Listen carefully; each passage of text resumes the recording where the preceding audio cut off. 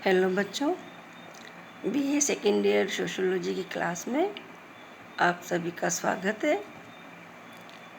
Second year sociology में हम second paper Bharatiya Samaj मुद्दे और समस्याएं पढ़ रहे थे। पहले वाली क्लास में मैंने आपको सामाजिक समस्याओं के बारे में बताया था कि सामाजिक समस्या क्या है और उनके क्या कारण हैं और वो कितने प्रकार की होती हैं। आज हम पढ़ेंगे यूनिट फर्स्ट का अगला टॉपिक, निर्धनता।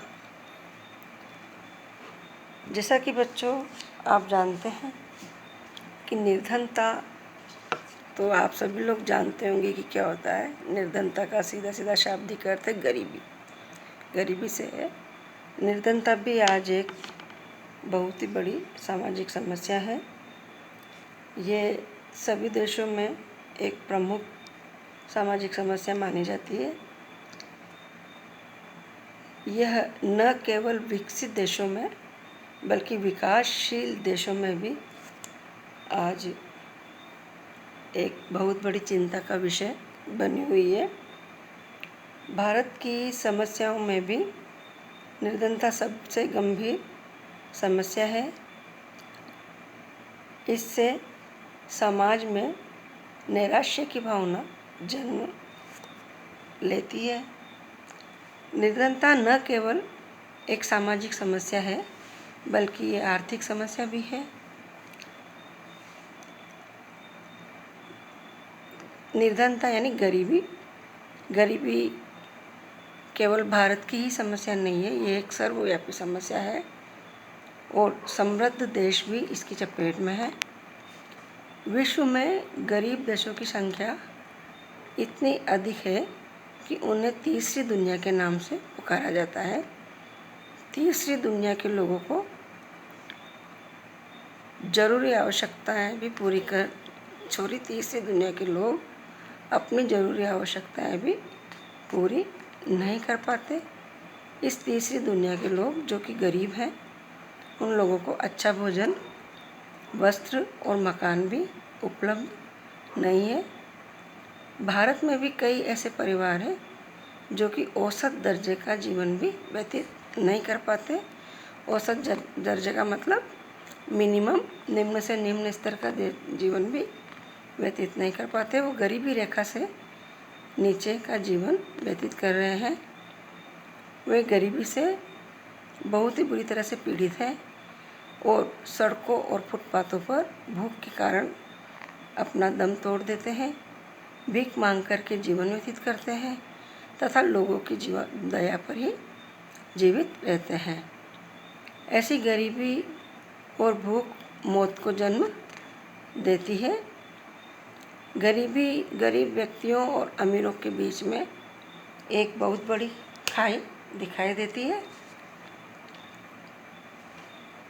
बहुत बड़ी खाई से मतलब मेरा है कि विषमता मतलब समानता नहीं है। अमीर लोगों की इनकम के सोर्स बहुत अच्छे हैं, आय बहुत अच्छी है, जीवन स्तर उच्च है, जबकि गरीब लोगों के पास में ज़रूरी आवश्यकता भी पूरी करने के संसाधन नहीं है।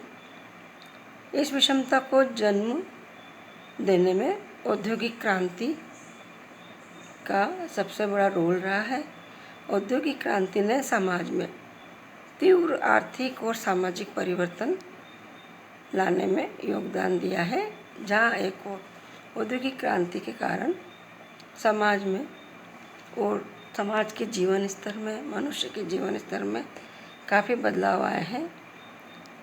मशीनीकरण ने जहाँ एक और समाज और व्यक्ति को प्रचुर मात्रा में साधन उपलब्ध कराए हैं, समृद्धि को बढ़ाया है, वहीं दूसरी ओर एक तीसरी दुनिया भी खड़ी कर दी है जो कि गरीबी और अभावों से ग्रस्त है।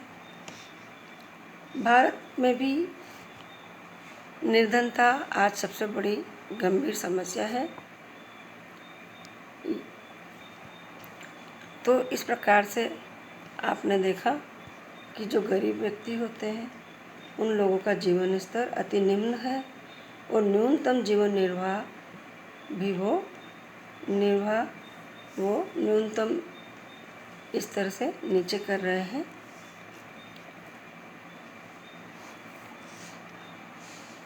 तो आपने देखा कि निर्धनता या गरीबी की समस्या आज विश्व में सबसे गंभीर समस्या का रूप लेती जा रही है। फिर है गरीबी का अर्थ। गरीबी किसे कहते हैं, निर्धनता किसे कहते हैं?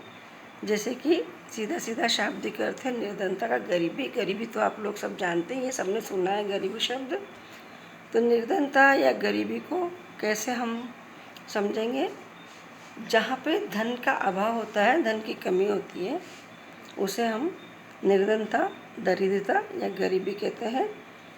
इसका मतलब ये है, ऐसी स्थिति से है जिसमें कोई व्यक्ति या व्यक्तियों का समूह अपनी मिनिमम आवश्यकताओं की पूर्ति करने में भी सक्षम नहीं होता। क्या है गरीबी का तात्पर्य? गरीबी का तात्पर्य धन की कमी से है, धन के अभाव से है।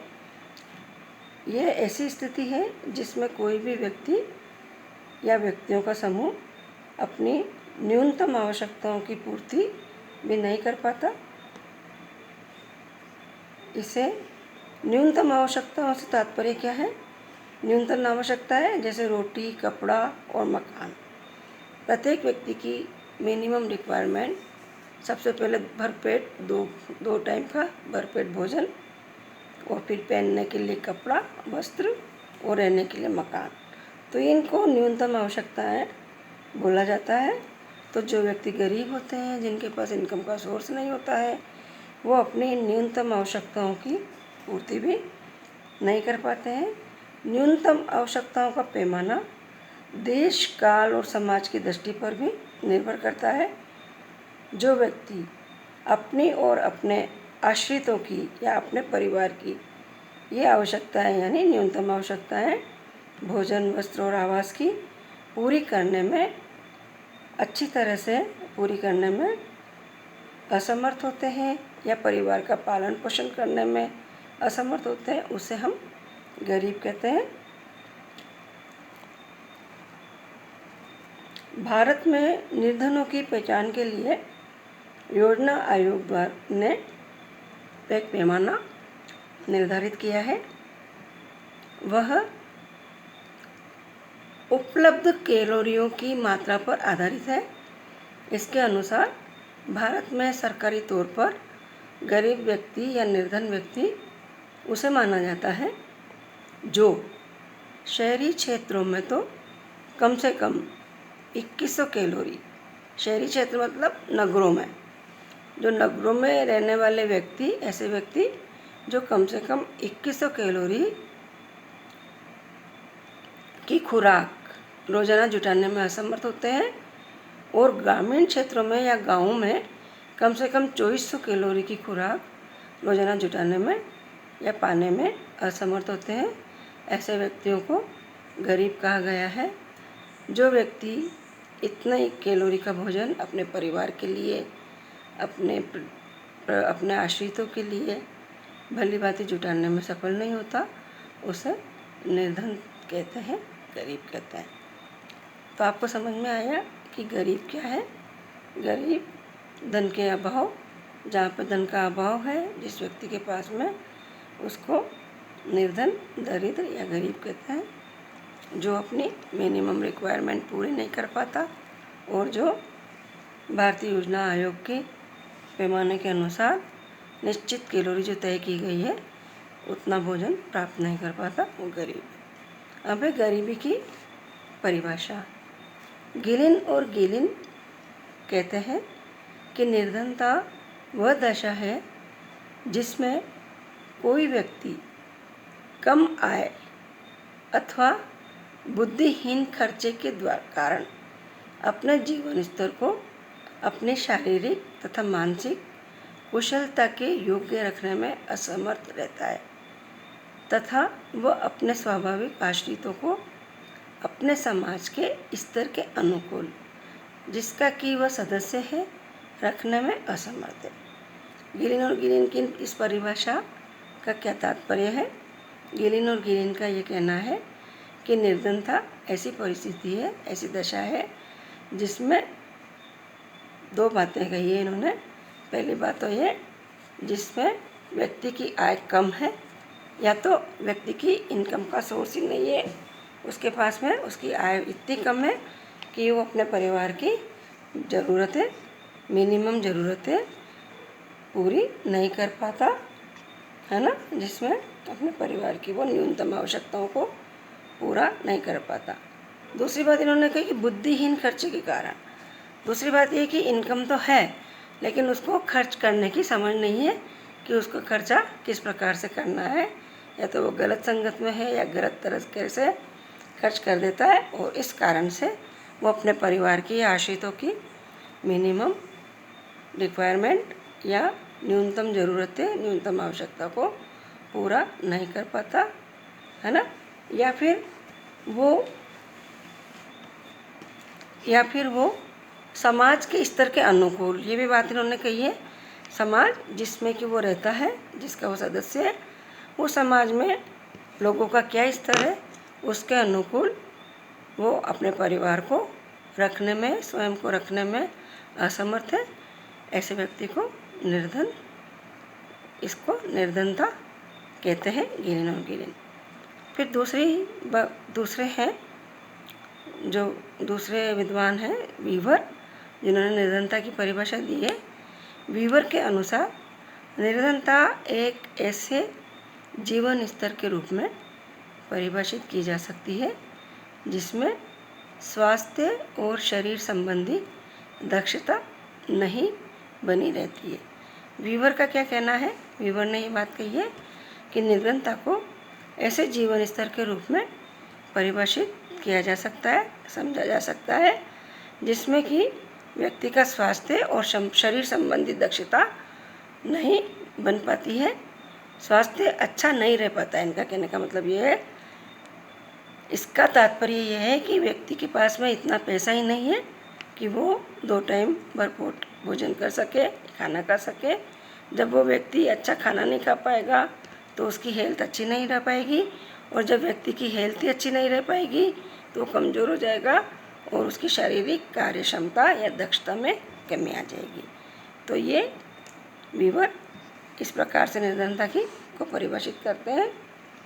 फिर है गोडार्ड कहते हैं कि निर्धनता उन वस्तुओं का अभाव या अपर्याप्त पूर्ति है जो कि एक व्यक्ति तथा उसके आश्रितों को स्वास्थ्य बनाए रखने के लिए आवश्यक है। गोडार्ड ने भी यही बात कही है कि गरीबी या निर्धनता उन वस्तुओं का अभाव कह सकते हैं, उन वस्तुओं की कमी है या उन वस्तु की अपर्याप्त पूर्ति है, यानी पूरी तरह से वो ऐसी वस्तु प्राप्त नहीं कर पाता एक व्यक्ति या उसके परिवार, जो ऐसी वस्तु है जिनसे स्वास्थ्य बनाए रखने के लिए, जो कि स्वास्थ्य बनाए रखने के लिए अच्छा है, जो कि व्यक्ति की हेल्थ के लिए आवश्यक है, ऐसी वस्तुओं को प्राप्ति करने में जो व्यक्ति या समाज या जो परिवार असमर्थ रहता है उसे निर्धनता कहते हैं, ऐसा गोडार्ड कहते हैं। तो इन सारी परिभाषाओं से ये स्पष्ट हो जाता है कि निर्धनता या गरीबी व्यक्ति की वह स्थिति है जिसमें व्यक्ति अपनी और अपने परिवार की जीवन की अनिवार्य आवश्यकताएं, न्यूनतम आवश्यकताएं अच्छी तरह से पूरा करने में असमर्थ है। इसका कारण धन का अभाव भी हो सकता है, विवेक शून्य या बुद्धिमत्ता रहित व्यय भी हो सकता है। इसमें व्यक्तियों या समूहों के रहन सहन का स्तर इतना नीचा होता है जिससे व्यक्ति का स्वास्थ्य, मनोबल और उसके आत्मसम्मान को क्षति पहुंचने की भी खतरा होता है, क्षति पहुंचने की भी नौबत आ जाती है। That's all, thank you. अब इसके बारे में अगली क्लास में अपन और पढ़ेंगे। Thank you.